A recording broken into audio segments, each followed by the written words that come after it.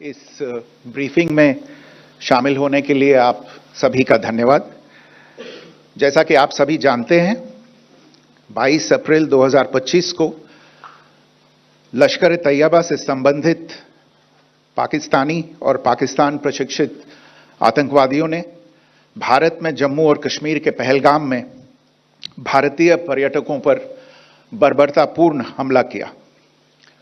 25 भारतीयों और एक नेपाली नागरिक को कायरतापूर्ण मौत के घाट उतार दिया गया। मुंबई के 26 नवंबर 2008 के हमलों के बाद यह भारत में हुई किसी आतंकवादी हमले में मारे गए आम नागरिकों की संख्या की दृष्टि से सबसे गंभीर घटना है। पहलगाम का हमला अत्यधिक बर्बरतापूर्ण था, जिसमें वहां मौजूद लोगों को करीब से और उनके परिवारों के सामने सिर पर गोली मारी गई। हत्या के इस तरीके से परिवार के सदस्यों को जानबूझकर आघात पहुंचाया गया। साथ ही उन्हें यह नसीहत भी दी गई कि वे वापस जाकर इस संदेश को पहुंचा दें। यह हमला स्पष्ट रूप से जम्मू और कश्मीर में बहाल हो रही सामान्य स्थिति को बाधित करने के उद्देश्य से किया गया था। चूंकि पर्यटन फिर से अर्थव्यवस्था का मुख्य आधार बन रहा था, इस हमले का मुख्य उद्देश्य इसे प्रतिकूल रूप से प्रभावित करना था। पिछले वर्ष आप सभी जानते हैं, 2.25 करोड़ से अधिक पर्यटक कश्मीर आए थे।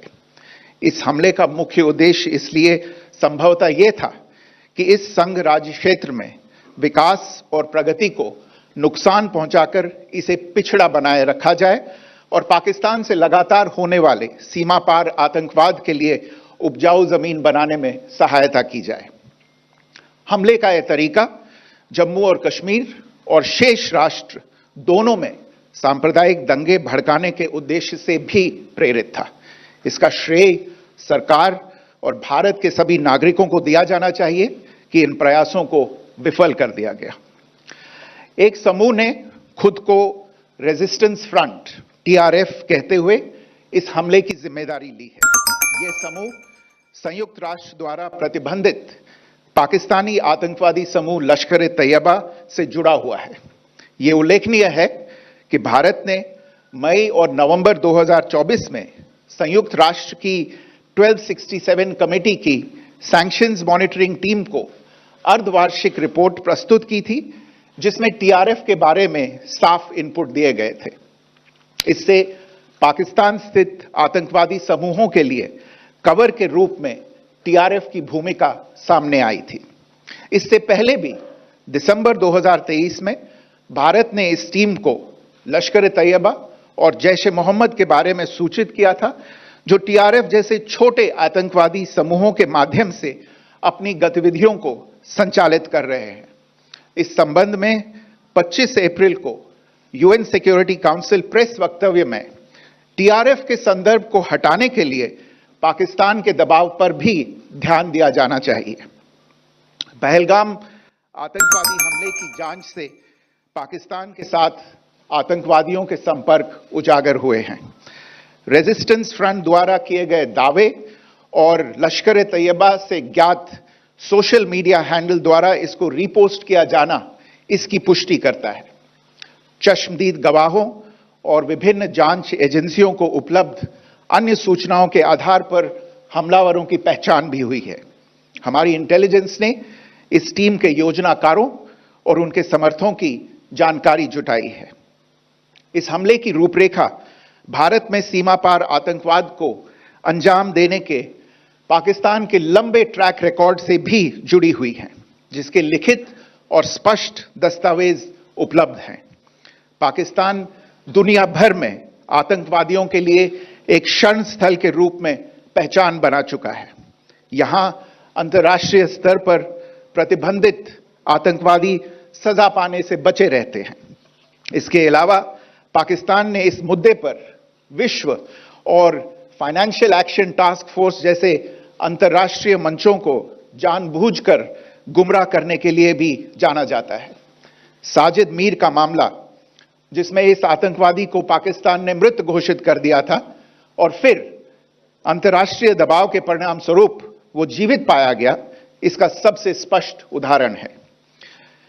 यह स्वाभाविक है कि पहलगाम में हुए इस हमले से जम्मू और कश्मीर के साथ साथ भारत के अन्य भागों में भी आक्रोश देखा गया।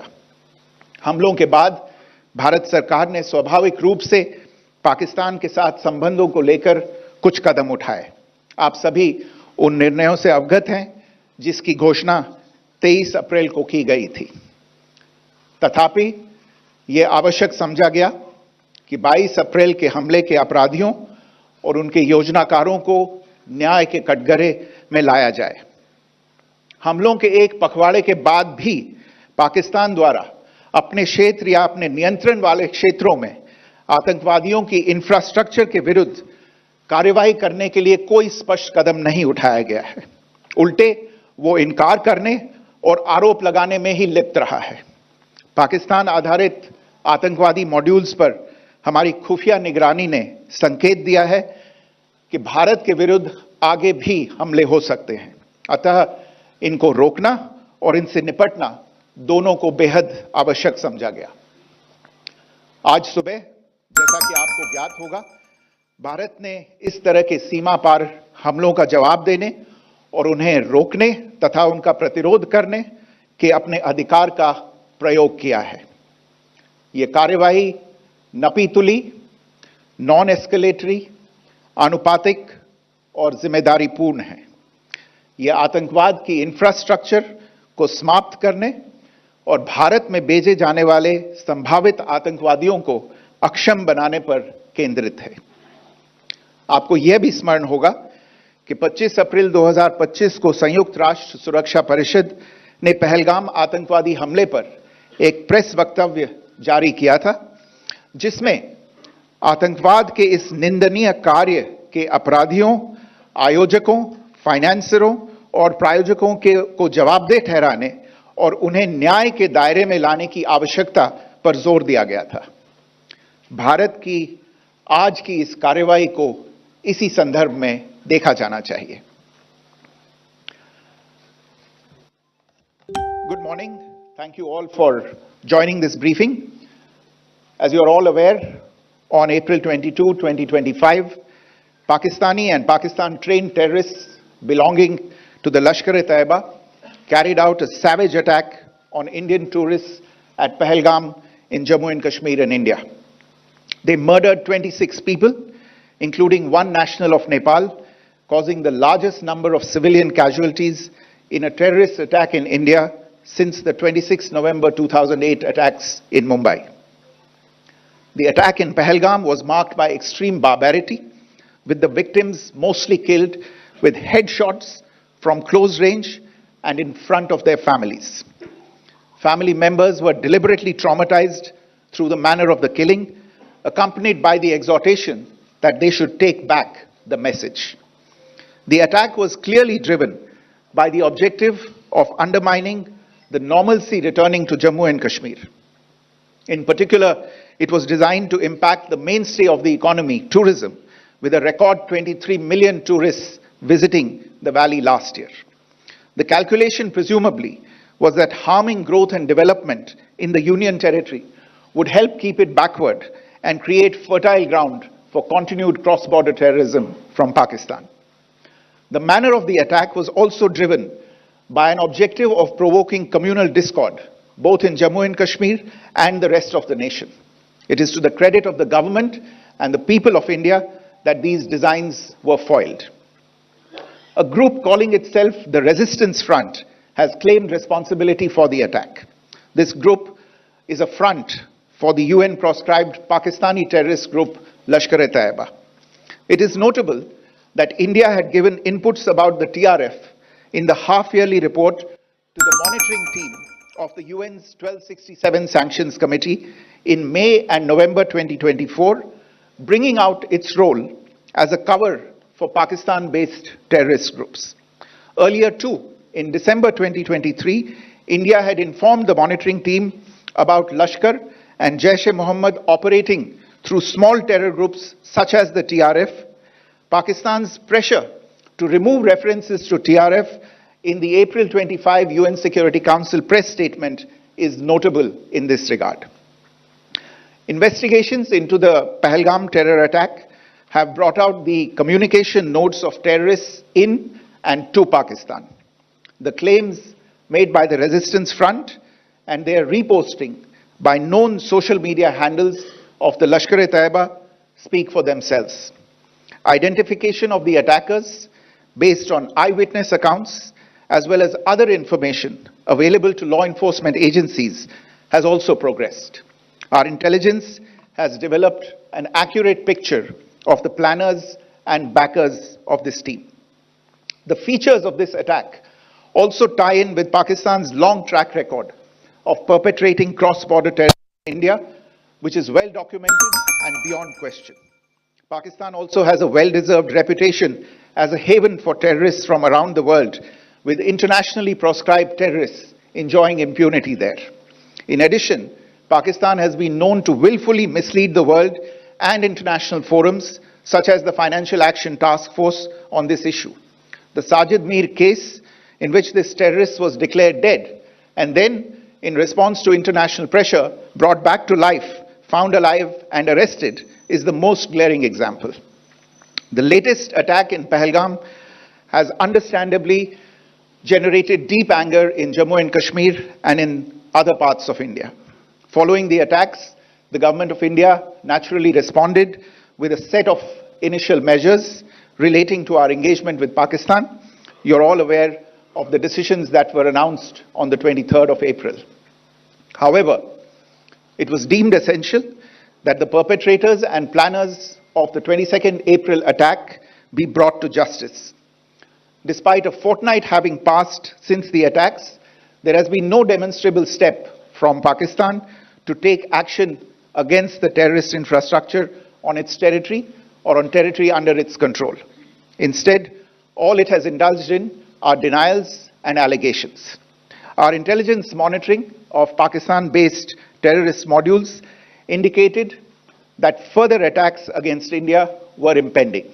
There was thus a compulsion both to deter and to preempt. Earlier this morning, as you would be aware, India exercised its right to respond and preempt as well as deter more such cross-border attacks. These actions were measured, non-escalatory, proportionate, and responsible. They focused on dismantling the terrorist infrastructure and disabling terrorists likely to be sent across to India. You would also recall that the Security Council on 25th April 2025 had issued a press statement on the Pahalgam terror attack, underlining, and I quote, the need to hold perpetrators, organizers, financiers, and sponsors of this reprehensible act of terrorism accountable and bring them to justice, unquote. India's latest actions should be seen in this context. Joining me for this briefing on our actions earlier this morning are Colonel Sophia Qureshi and Wing Commander Vyomika Singh. I will request them to share some details regarding Operation Sindoor with all of you.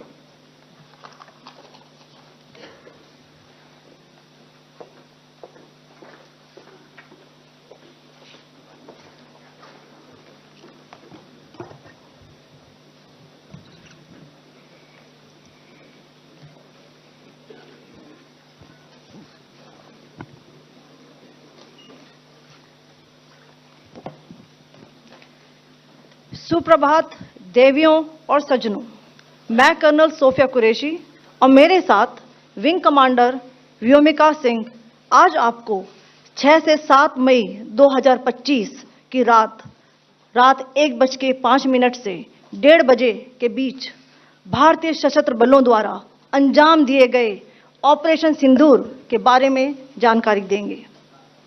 Operation सिंदूर 22 अप्रैल को पहलगाम में हुए विभत्स आतंकवादी हमले के शिकार मासूम नागरिकों व उनके परिवारों को न्याय देने के लिए लॉन्च किया गया था। इस कार्रवाई में 9 टेररिस्ट कैंप्स को टारगेट किया गया और पूरी तरह से इसे बर्बाद किया गया। पाकिस्तान में पिछले 3 दशकों से टेरर इंफ्रास्ट्रक्चर का निर्माण हो रहा है। इसमें recruitment, indoctrination centres, training areas व लॉन्च पैड शामिल थे, जो पाकिस्तान और पाक अधिकृत जम्मू कश्मीर POJK दोनों में फैले हैं। Operation Sindoor was launched by Indian Armed Forces to deliver justice to the victims of Pahalgam terror attack and their families. 9 terrorist camps were targeted and successfully destroyed. Over the last 3 decades, Pakistan has systematically built terror infrastructure. It is a complex web of recruitment and indoctrination centers, training areas for initial and refresher courses, and launch pads for handlers. These camps are located both in Pakistan as well as Pakistan-occupied Jammu and Kashmir areas. Some of the well-known training camps are located, as you can see on the screen. They are distributed from Savai Nala in the north, counting to approximately 21, ending at Bhagalpur to the south. इन लक्ष्यों का चयन विश्वसनीय intelligence सूचनाओं के आधार पर हुआ, ताकि आतंक गतिविधियों की रीढ़ तोड़ी जा सके, और यह खास ध्यान दिया गया कि निर्दोष नागरिकों और सिविलियन इंस्टॉलेशन को नुकसान न पहुंचे।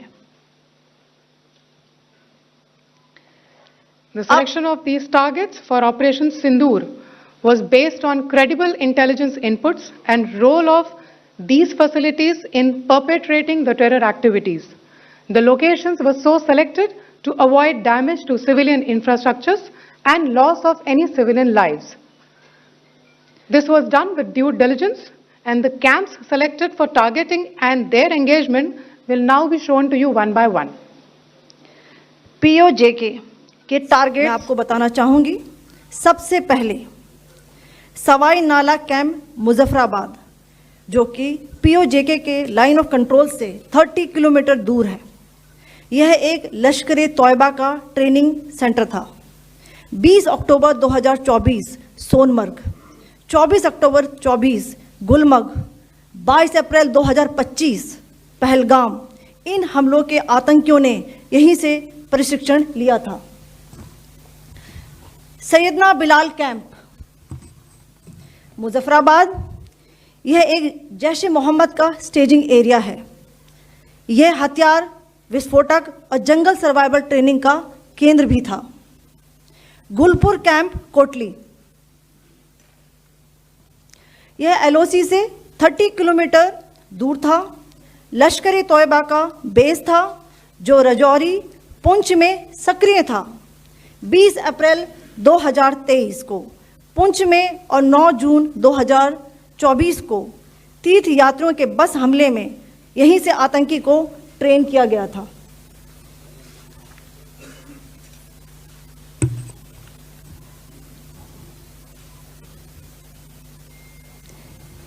बरनाला कैंप बिम्बर, यह LOC से 9 किलोमीटर दूर है।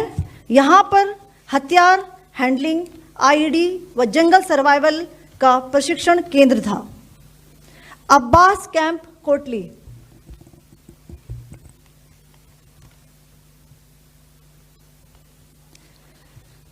यह LOC से 13 किलोमीटर दूर है। लश्कर तौयबा का फिदाइन यहाँ तैयार होता था। इसकी कैपेसिटी 15 टेररिस्ट को ट्रेन करने की थी।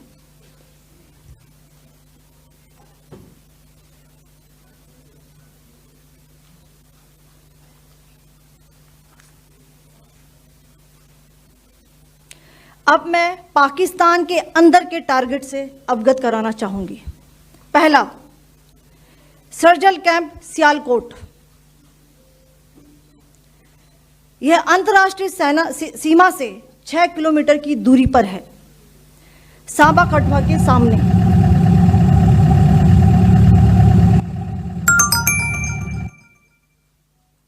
मार्च 2025 में जम्मू एंड कश्मीर पुलिस के 4 जवानों को की जो हत्या की गई थी, उन आतंकवादियों को इसी जगह पर ट्रेन किया गया था। दूसरा, महमूना जाया कैंप सियालकोट, यह 18 से 12 किलोमीटर IB से दूर था। हिजबुल मुजाहिदीन का बहुत बड़ा कैंप था। ये कठुआ जम्मू क्षेत्र में आतंक फैलाने का नियंत्रण केंद्र था। पठानकोट एयरफोर्स बेस पर किया गया हमला भी इसी कैंप से प्लान और डायरेक्ट किया गया था। मरकज ताइबा मुरीद के, यह आईबी से 18 से 25 किलोमीटर दूरी पर है। 2008 के मुंबई हमले के आतंकी भी यहीं से प्रशिक्षित हुए थे।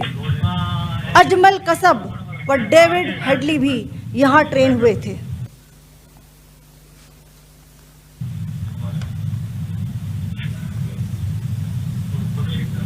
आगे दूसरा आया।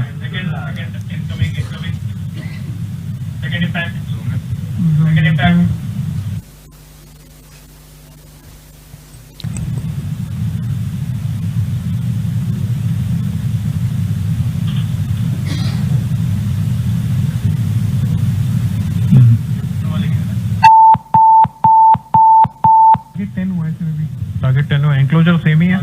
7 it is hit the target. हाँ हाँ।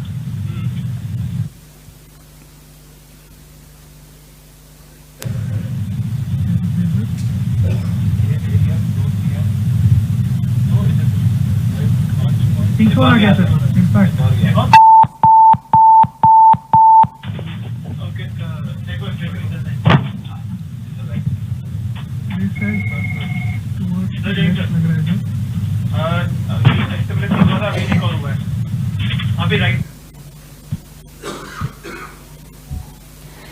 मरकज सुभान अल्लाह भावलपुर, यह इंटरनेशनल बाउंड्री से 100 किलोमीटर दूर है। जैश ए मोहम्मद का मुख्यालय था। यहाँ पर रिक्रूटमेंट, ट्रेनिंग व इंडॉक्ट्रिनेशन का केंद्र भी था। शीर्ष आतंकी अक्सर यहाँ आते थे। मैं आप सबको बताना चाहती हूँ कि किसी भी सैन्य ठिकाने का निशाना नहीं बनाया गया और अभी तक किसी तरह की नागरिक क्षति की रिपोर्ट नहीं है। धन्यवाद। जय Hind. The strike on the terror camps were undertaken through precision capability, as shown to you. A niche technology weapons with careful selection of warheads was ensured so that there will be no collateral damage. The point of impact in each of the target was a specific building or a group of buildings. All the targets were neutralized with clinical efficiency, and the results reiterate the professionalism of the Indian Armed Forces in the planning and execution of their operations. No military establishments were targeted. India has demonstrated considerable restraint in its response. However, it must be said that the Indian Armed Forces are fully prepared to respond to Pakistani misadventures, if any, that will escalate the situation. Jai Hind, and thank you very much. Ladies and gentlemen, friends in the media, I ask your indulgence today in view of the fact that this is still an evolving situation. We will therefore not be able to take questions and answers today, but we will come back for more updates and more briefings shortly. Thank you all very much for joining us this morning. Thank you.